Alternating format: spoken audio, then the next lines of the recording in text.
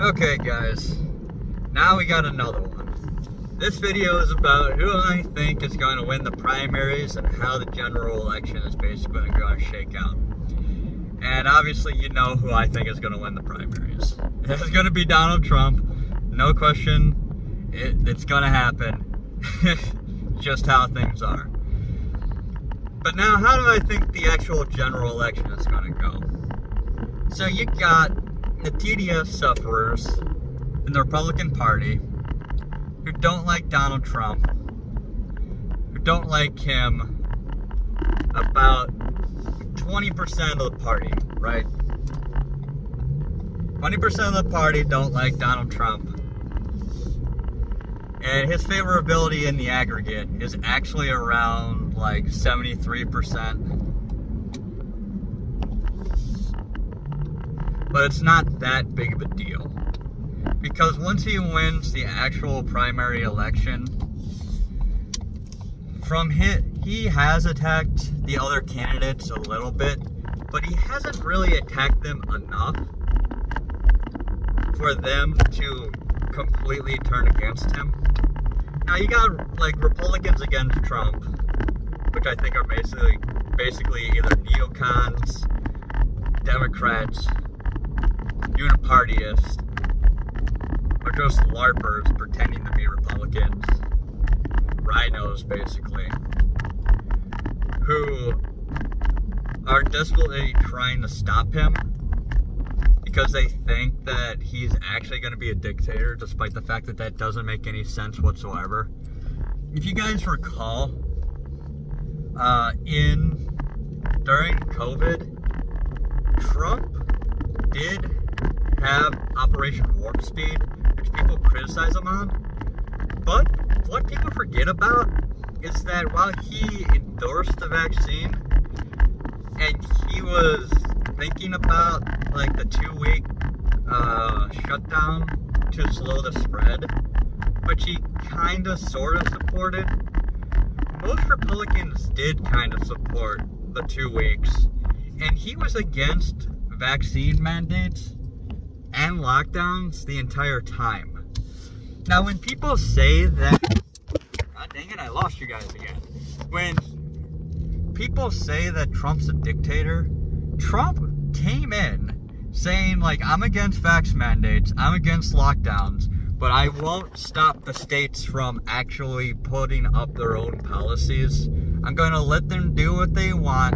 I'm going to tell them that I don't want them to do that. I'm going to tell them they should be doing the opposite of that. And I'm going to be encouraging them to open things up, but I will not force them to open things up. And during like the whole Chaz Garden thing, the Chaz autonomous zone thing, what was it actually? I can't remember what it stands for. I know the AZ actually meant autonomous zone, so I basically said ATM machine kind of thing. Like, oh yeah, automatic teller machine. Yeah, that makes sense. Anyways, during the Chaz event, Donald Trump basically said is like, hey, maybe you should like send in the National Guard. Now there's a federal National Guard and then there's just like a state National Guard. So the governor and the mayor came out opposed to it, and they're like, stay out of our city, you dictator. And he's like, okay. And then he stayed out of it, and then he stayed out of it, and then he stayed out of it, and then he stayed out of it, and then the protesters went to the house of the mayor and frickin' started protesting at her place. And then that's when the governor and the mayor, like, the mayor convinced the governor to finally send in the troops. And Trump stayed out of it the entire time. Like, he was like, they were basically daring him to be a dictator. And he was like, okay, I'm just going to sit on my ass and watch this happen. And a lot of us were like, why wasn't he doing anything? And it's like, oh yeah, he didn't want to look strong, like a strong man, like a dictator. And now the actual governor looks like a dictator because she finally sent in the troops, or the police to finally break it all up. And he stayed out of the vax mandates. He stayed out of the lockdowns. When he told the protests to be peaceful for Jan 6th, he offered Nancy Pelosi troops to protect the Capitol because he thought there might be violence, but he didn't force Nancy Pelosi to take the troops. He was just like, here, they're here, just call them anytime you need them and they'll come in. And I won't make the order myself. And that was it. That was the end of that. And then when he actually got back to the White House, like an hour or two after, the riot started, he was like, so how are those troops doing? How's Nancy Pelosi handling everything? And he was informed, just like, sir, the troops never arrived. She never called them. And he was like, what? Why? And they tried to make him out to be a dictator. And then at the same time, they're like, well, he should have sent in the troops and protected the Capitol. The Capitol is an entirely different branch of government. They're the legislators of the government. Here, I gotta close that. Sorry about that. I accidentally stopped the recording. I'll try to splice those videos together and make it work. So, what was I actually saying? Yeah, that's gonna be kind of jarring for you guys, but just ignore it for now. For the actual, for Donald Trump, when they say he's gonna be a dictator, they completely ignore the fact that he didn't interfere with the Chaz. He didn't force the states to open up. He didn't force them to not mandate the vax. He also gave Congress, Nancy Pelosi in particular, the actual control over the forces so that the executive branch wouldn't be in charge of the Capitol's security. He gave control to Nancy Pelosi, basically. The only thing that Nancy couldn't do is she couldn't order in freaking machine guns to the Capitol. Thank God. She was just given what she was given and could work it out from there. But for everything else, yeah, Donald Trump was not a dictator. He was very states' rights. And especially with when he appointed the justices who put abortion back in the hands of the states. And people are like, well, he like, people, it's funny to me every time on the left, it's like, well, he should have stopped the rioters, or he should have, like, sometimes people on the left are like, well, Trump should have been more of a dictator. Like, he should have stopped it, or he should have forced the country to open in order for them to get, in order to improve the economy, or what have you. And it's like, do you want him to be a dictator or not? So obviously he was trolling them when he said that he would be a dictator for a day. And that's basically true of every president anyways. It's not actually that unusual, because when the president comes in the office, they generally put in a whole bunch of executive orders on day one. They basically rule for a day. And it's true of every president. Especially Joe Biden. Because Joe Biden came in and immediately struck down all Trump's EOs, and then put up like a record number of EOs of his own, which turned out all to be garbage, and they're still there. And those are probably all going to get struck down immediately. It's basically going to just resume off from where Trump was in 2024 when he wins, because let's be fair, he's going to win. Now, the reason why I think that in particular, and there's just no absolute way for him to lose at all, is because a lot of the people that voted for Donald Trump that won't this time around, I don't think a lot of those people exist. Let's be fair. Because, like, the Republicans against Trump were probably against Trump in 2020, and they supported Weld, who no one knew who the hell Weld even was. Like, until, like, this week, I didn't even know that there was another guy in the Republican primaries in 2020. It was literally, like, the weakest of the strongest candidates that could have run. Because say like Ted Cruz would run, or Ron DeSantis, or any of the other strong candidates that were around in 2020 ran, he would have been the weakest of the candidates that were actually viable. So he took up the TDS vote. And some more Republicans could have taken the TDS vote too. There could be more people with TDS now because of January 6th. But anyone who's actually paying attention knows that Trump wasn't guilty of that. Now, you might also have TDS sufferers who think that Trump's actually guilty of fraud, for example. But all those cases have basically completely collapsed. The first one, the Alvin Bragg one, was dead on arrival. Because that one is about Trump apparently misusing campaign funds in order to cover up a federal crime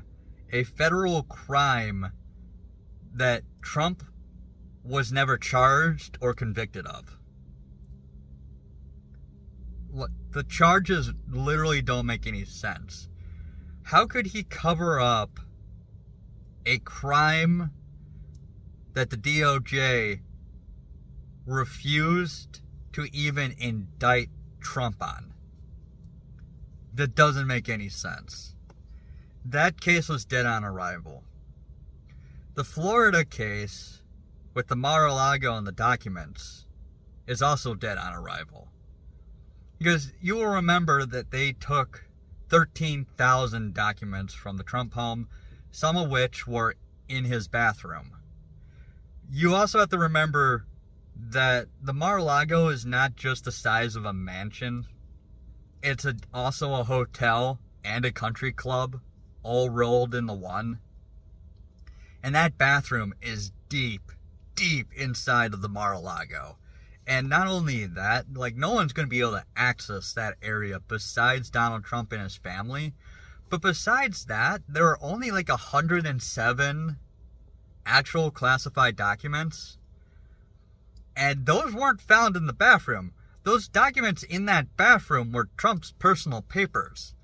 Those 107 documents would all fit in one box, and they were in Trump's office or in the secure, locked closet nearby. So they were behind hundreds and hundreds of guards, deep in the Mar-a-Lago, in an area that only Trump's family or guests could get to, locked inside his private office and in a security closet. No one was ever going to get in there.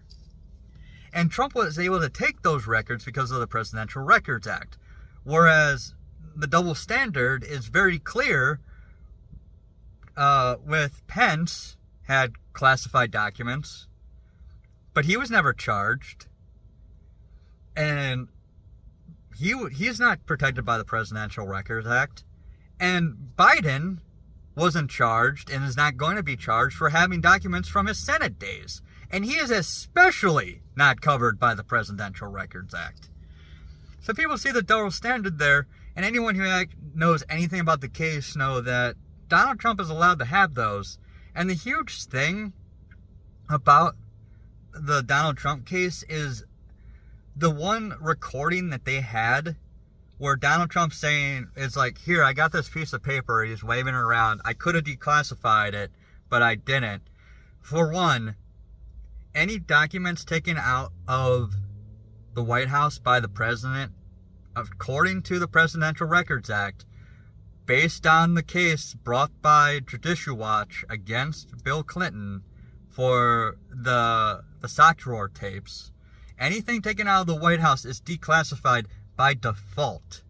Not only that, Donald Trump was referring to a case in which General Milley tried to convince him to attack Iran, and the FBI admitted that there were no documents related to Iran in Trump's staff, which means that he was probably waving around like a newspaper clipping or something talking about that case, and that he was specifically talking about the plans to invade Iran that Trump refused to go through with, that he didn't declassify when he was in office, and also didn't actually take with him, but he's just referring to, like, I could have declassified those and taken them with me, but I didn't actually take them with me, and I didn't declassify them. Which, if he had had them, they would have been declassified by default.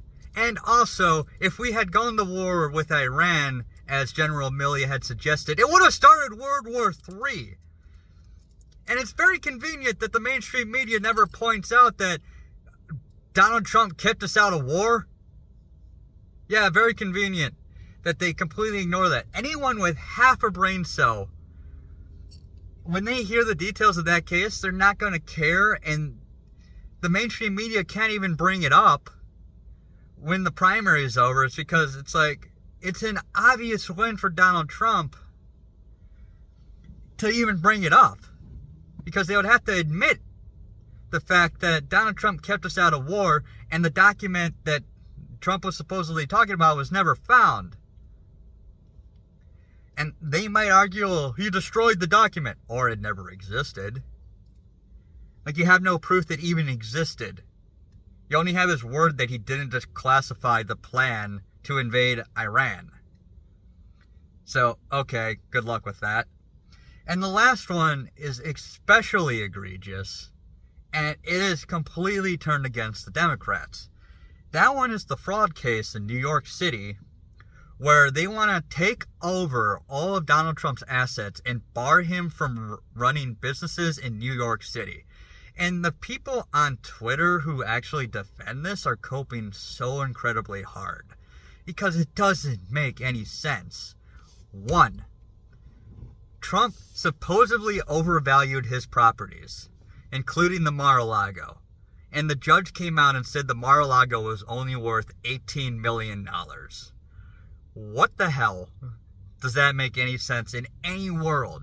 Look at the price listing of the houses near the Mar-a-Lago. There's houses on on an acre that are worth like $50 million, and the Mar-a-Lago is a mansion, a golf club, and a hotel that makes probably more than $18 million a year on land that's like 40 to 50 times bigger than the surrounding plots. That doesn't make any sense. And the whole fraud case is based on the idea that Trump overvalued his properties.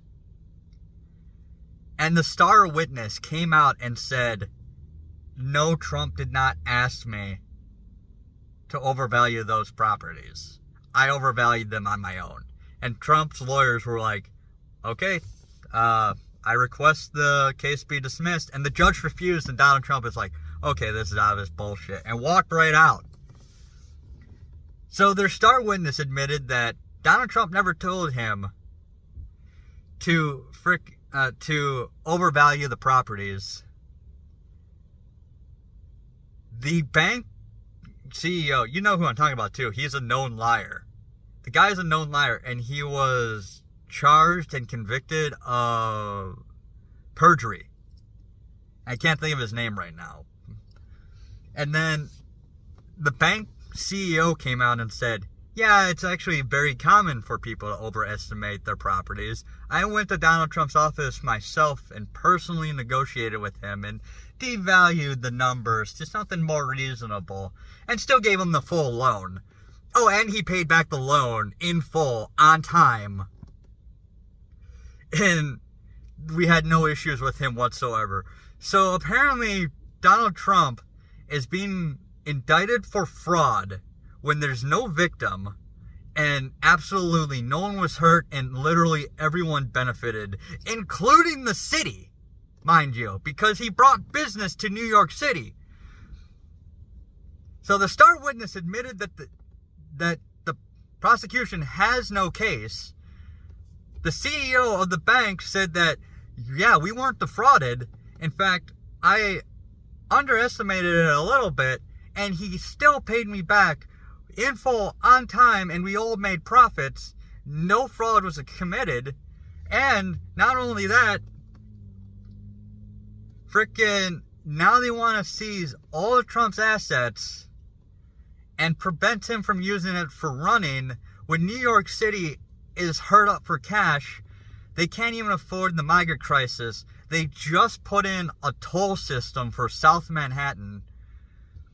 And now they expect people to believe that, oh, it's just a coincidence that New York City wants to deprive one of their main political rivals of all his money, steal all the money, use it when they're hard up for cash to pay for illegal aliens. And they're charging all their people up the wazoo, where they have frickin' apartment buildings that are like 30 square feet, literally, with a sink and 2 public bathrooms per floor with like 2 public showers per floor. And it's $2,500 per month to even live there. There's so many homeless people, and the demand there is so high, and everyone is so poor that they have to buy an apartment that is literally just a room. Basically just like I wouldn't even, well, it's slightly bigger than a walk-in closet, but that's not saying a lot. It's like everyone there is poor because the standard of living is just through the roof. Like, you could be rich there in comparison to the rest of the country, but the standard of living there is so high that everyone there is technically poor, except for people like Donald Trump, who actually provides the city with all the business. Oh, and by the way, if they take Trump's business for this fraud case, businesses in general, why would they ever want to be in New York City? Because you can be totally on the up and up. You can get a loan. You can pay back the loan on time. You can do everything right, and then they'll charge you for fraud and take your businesses and all your money and all your investments and throw you in jail and make sure that you can never work in New York City again. Why would you want to work in New York City then? Like, they're not even thinking about that. Why would anyone want to put their businesses in New York if this actually goes through? People will be like, okay, you know what, screw it. I'm going to go to Richmond or something. They're going to go, like, down south. Or they're going to go to, like, Detroit, where they have an action. Like, Detroit has its own harbor that can get stuff to the Atlantic Ocean just fine. You just got to go through a few more locks. Or you can go literally anywhere else besides New York City. That's going to steal all your assets for defrauding nobody. All those cases are not going to get more people to be TDS. The people who are already TDS, it was 15% in 2020. It was like 10 to 15% in 2020. There's not going to be that much more. Between 2008 and 2012, Obama lost like 360,000 voters between the two elections. Whereas between John McCain and Mitt Romney, the Republicans gained over 1 million votes. Between the 2016 election and the 2020 election, Donald Trump gained 11 million votes. Okay? And he was polling at like 42% on average the entire election cycle. By the end, he was polling at, the aggregate was around like 42.83%, when you actually did the math, okay? He is currently polling at 47%. Trump actually got like 46.53% or something along those lines. I'm kind of pulling those numbers out of my butt, but I do generally know it because I actually have an Excel sheet, so those numbers are within a few tenths of a percentage. Trump is currently polling higher than he actually got in votes in 2020, which means, if anything, Trump is going to gain votes. And because Biden is so unpopular, he is going to lose votes, probably in the millions, based on how bad his favorability is, and just how bad the economy is, and the fact that two wars have started under Joe Biden, including the frickin' whole withdrawal from Afghanistan, and the fact that food and gas prices, like, if you put them together, it's twice as expensive now to pay for them. It's so bad for Joe Biden, and it looks so good for Trump. Even if Trump is convicted, I think at this point, people who actually know anything about the cases, it's literally going to be like Tupac.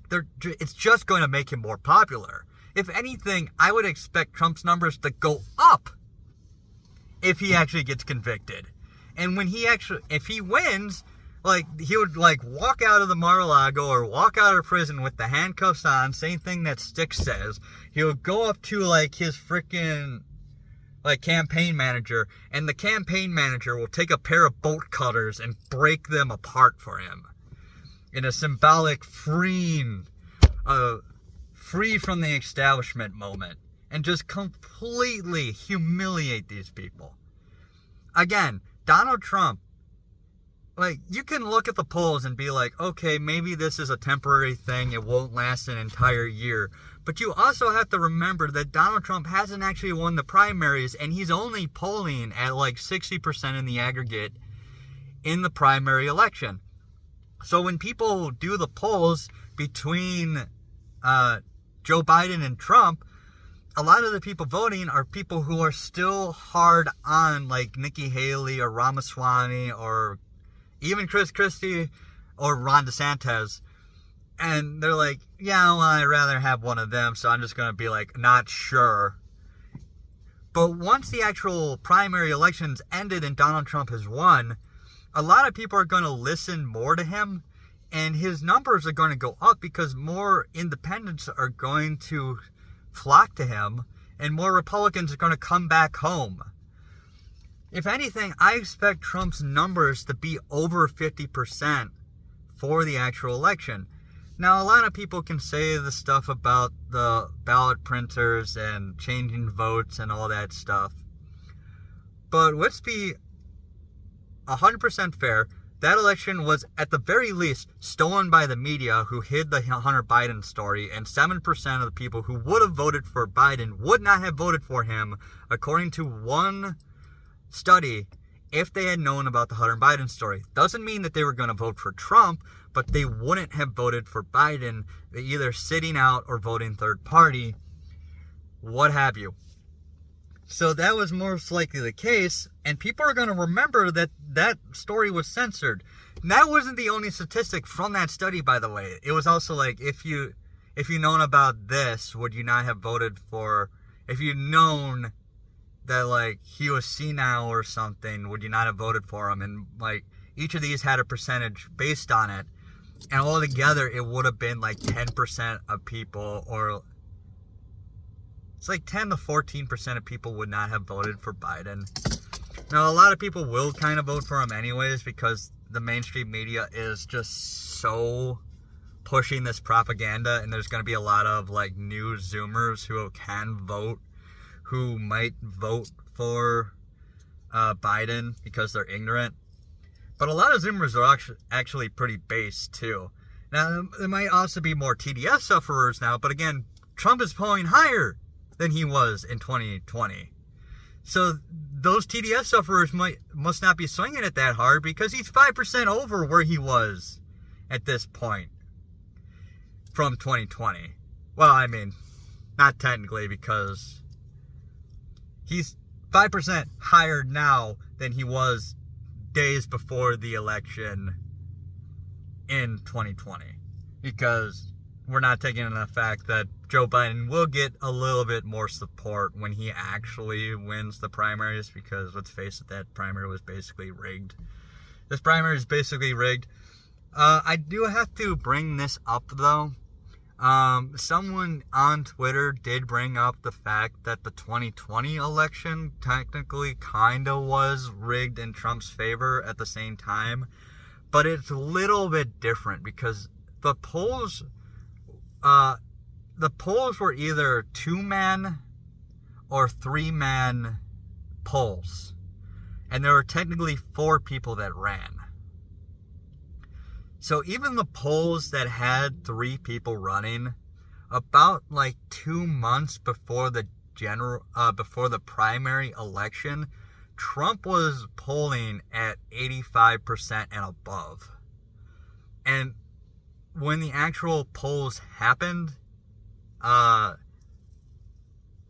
when it was like a 2-man, it was like 90% of Republicans, like over 90% of Republicans wanted Trump.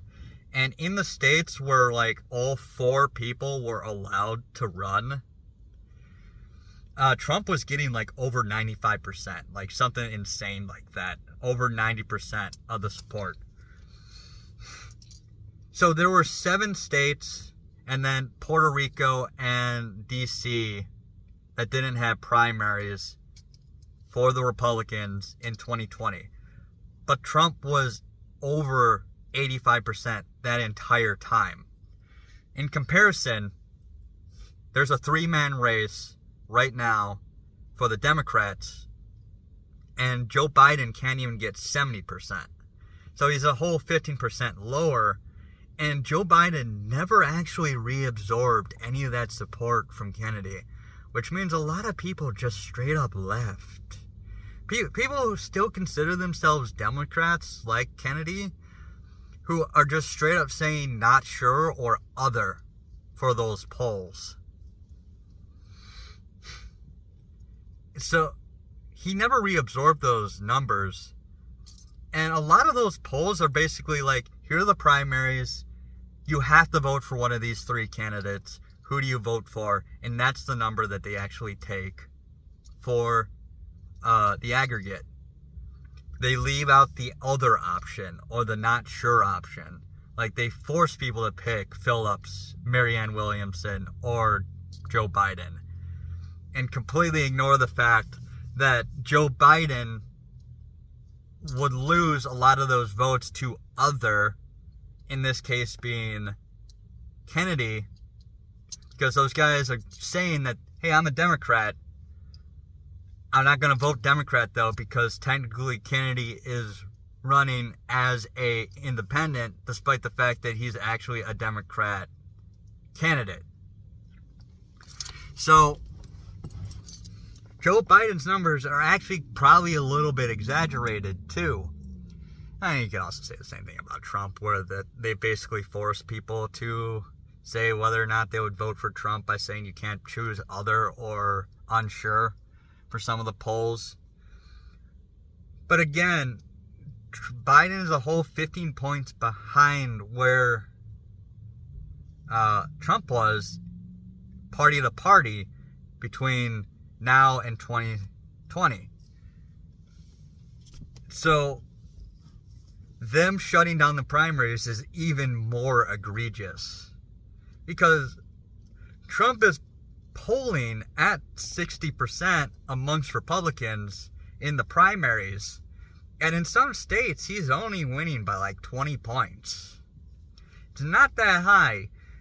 That would mean that in states that are less favorable to Biden, that he would maybe win by 25 points, and they just don't want the numbers to be shown, because if they were, it would look really, really bad for Joe Biden.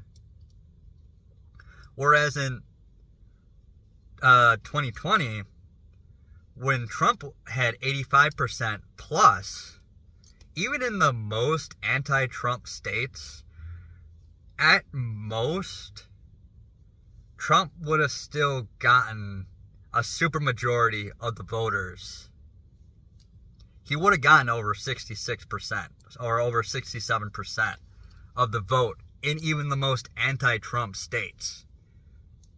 So there was nothing that would have made him look bad if he was on the primary ballot in every single state. Whereas Joe Biden is not going to get a supermajority in every single state. He's actually going to lose out. He's going to lose. There might even be states where he might not get over 50%. Unlikely. But it's incredibly possible that people write in Kennedy anyways to try to get him to be the nominee. And Joe Biden might get under 50% in those states. Now again, Trump is going to get under 50% in some states too. Maybe. Not assured, but he's also in a 6-man race compared to Joe Biden's 3.5-man race. Because I'm counting Kenny as a half. And Trump has been, even when it was an 11-man race. Was it an 11-man or was it a 13-man? I mean, it really depends on how you count Larry Elder and some of the others. And it also depends on how you count Cenk Uygur. So maybe you can say it's a 4-man race for Biden too. But Cenk Uygur is never taken into account in the polls because he's not technically a native-born citizen, but technically he is. Cenk's situation's weird because he was born to American citizens on another country's land, which means he's technically a native-born citizen. But since he wasn't born on embassy land or actually inside the United States, it's kind of unclear if he is a natural-born citizen or not. It seems like he technically is, but it's just gray enough where people are going to be like, nah, he probably isn't. And they just won't take the chance on him. And also, a lot of people don't like him anyways. But yeah, anyways, Trump gains votes in this scenario because he's still got the 81% favorability, which he had 85 plus amongst Republicans in 2020. And a lot of people are going to come home now. And Trump's favorability, well, it's not up from where it was, but it's definitely going to go up when the actual debates come around. And he's probably going to gain votes while Biden's going to lose votes. Even if Trump only gained 100,000, right? And Biden lost 100,000. That's probably enough right there to win Trump the election, depending on where those votes came from. That alone, only a 200,000 to 500,000 vote difference. Just people not voting for Biden and people voting for Trump, or maybe switching from Biden to Trump, very easily wins Trump the election, because the actual difference between the two elections, plus the defortification, plus the fact that voting machines are probably going to be ruled unconstitutional in Georgia, plus the fact that elections are starting to be overturned, including Democrat primary races, including, there was a Democrat primary race for mayor that was overthrown, and despite the Democrat winning against the Republican, they have to redo the primary at the very least because there was so much cheating that was obvious and it was involved with ballot stuffing that the judge overturned the primary election And if the candidate who lost the primary election wins, he might have to run against the Republican. Not 100% sure about that.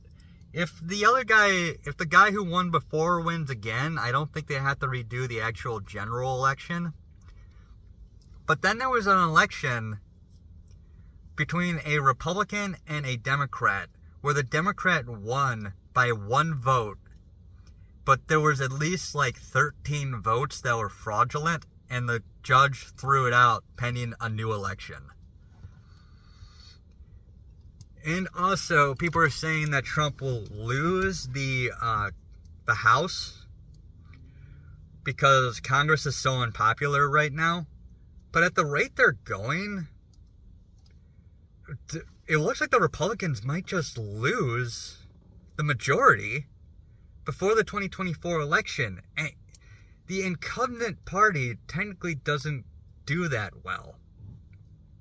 And with Trump on the ballot being more popular than ever before, very likely that goes down ballot, and he might actually win a bigger majority in the House this time around. He is probably definitely going to win the Senate, barring the Republicans being undermined by McDaniel and McConnell. But ballot printer can't go burr hard enough. It simply can't go burr hard enough, because you would have to make up millions and millions of votes that Biden. It's like, oh, well, that just means that they're going to print out millions and millions and millions of votes, and Biden's going to get 84 million this time around. If Biden loses like 2 million votes in this election, you don't know how much of a million is. Like they're not all coordinated, man. Printing out another like 6 million ballots to make up the difference, 5 million ballots to make up the difference, it's just not possible. It would so difficult to do that, and you would have to do it in the right states, in the right districts, with the right amount of corruption, where it wouldn't be caught, and it would be so many and so obvious. And in some districts, it would probably be like 120% turnout, like full, like Russia-style political corruption that does not fly in America. And it would be so obvious that those election results and those ballots would be successfully challenged this time around. Especially since now it's okay to do it. Now it's okay to challenge elections and to overturn them. And even if they were printing out ballots or throwing out ballots or stealing mail-in ballots and stealing your vote, the amount they would have to steal and print out and change, it's just too many. There's just not enough time. And the states that take forever and a day to get results, like Arizona and California's not going to matter. Arizona, on the other hand, there's so much scrutiny on that election there that they're just not going to be able to get away with it. And even if they were given multiple days to try to change votes and replace votes, it's still millions and millions of ballots. And they're not going to be able to do that. Especially since those have, like, identification numbers on them. You would have to print out ballots with, like, the exact same identification number on it, with the same names on it, and the same information, and the same exact signature. And that's a lot of work. But, yeah. It looks like Trump's going to win, based on current predictions. Based on how the trials are going, none of them are going to be resolved before the 2024 election. And even if they come close to being resolved, they're probably only going to help Trump because of how absolutely ridiculous they are. They're not going to be able to convince people to change the way they're going to vote. And so it's like 47% are for Trump and like 46% for Biden. So that leaves another, 3%, 4%, 7% that can go to independents, which would be about right, say something like that. Now you could look at it and say like, okay, for example, one poll has Biden at 43% and Trump at 42%, right? And that means Biden could get up to the last 15% in the election, right? So he could get freaking 58% of the vote, and Trump could get 42% of the vote. One, that's not going to happen. The unsure are not going to go for Biden in total or Trump in total. It's probably going to get split down the middle, okay? Biden got like 51% of the vote. Trump got like 46.5%, something like that, right? And then like 4% went to independents. Now, with Trump and Biden both having a record, more than likely there will be less people who vote third party this time around, except for the real TDS sufferers who also really don't like Biden. But with Donald Trump and Biden having established records, people are probably not going to go third party except as a protest, or if they're very ideologically for one of the third party candidates. Especially since the media keeps telling us that the stakes are so high, they're so high, they're so high. Well, if everyone believes the stakes are so high, they're not going to go third party then, right? So, more or less, take that 43 and that 42%, and then add them together. You got 85%. Make it like 3% or so. Like 1 to 3% go to... Let's make it 1%. 1% goes to third party. So that's 86%. And then you got 14% left over. Say 8% goes to Biden, which would give him, 51%? And then 7% or 6% goes to Trump, giving him 48%. 51% to 48%. Biden gets the majority of votes, which I don't think is going to happen. I think Trump's going to get the majority of votes. Because these polls are usually off by like 4%. The aggregate was off by like at least like 3.5% or something between Trump's theoretical and his actual. But a 51% race to a 48% race, Biden to Trump wins. He doesn't need the majority for that. Because a lot of those votes are going to come from California and New York City, which are blue anyways, dark blue. Whereas the difference between the 2016 election, I think, was not even that close. And Trump could have won in 2020 with like 47% of the vote, depending on where those votes came from. If you added that like 0.5% to like the Georgia race and like the Wisconsin race and the Pennsylvania race, I think, then Trump would have won. You add a whole 1.5 to Trump's numbers from the swing states, from states in general. Trump wins the swing states. And I think Trump's going to get over 50%, or at least the plurality. God, I can't say that word. Plurality of the votes, meaning more than Joe Biden. Anyways, if I can cut this together with the other video, it'll be 50 minutes long. I'm blabbing now. Trump's going to win by the current measurements. And I think he's going to win the House, too. Because a lot of people are going to be like, go out, vote for Trump. Trump's going to get more votes this time. And they're just going to vote Republican down ballot because Democrats are just ticking them off so hard. They might not like Congress, but if they're voting for Republican candidates, they can give Republicans a higher majority, hopefully with more MAGA. Even with McConnell and McDaniel sabotage, that will give America First so much power in Congress that things will start looking up again. And a lot of the rhinos are basically dropping out, and they're not going to be in at all regardless, and that's going to help the favorability of Congress. Anyways, guys, that's it for this. Yep, I'll talk to you later. I'm not going to repeat myself again. Trump wins, man. He's going to win. May.